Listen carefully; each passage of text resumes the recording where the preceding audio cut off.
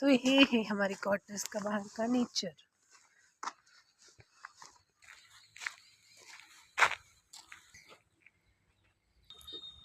प्रांजल के फ्रेंड है दोनों, है ना प्राणु? बिल्कुल आराम से गेट के पास आ गए हैं अभी हम। तो आज आई थी प्रांजल को छोड़ने बिल्कुल गेट के पास। बाय प्रांजल।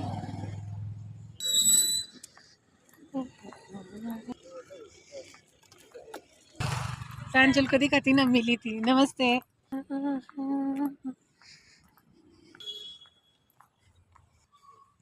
तो मैं प्रांजल को छोड़ के आ गई शॉर्टकट से।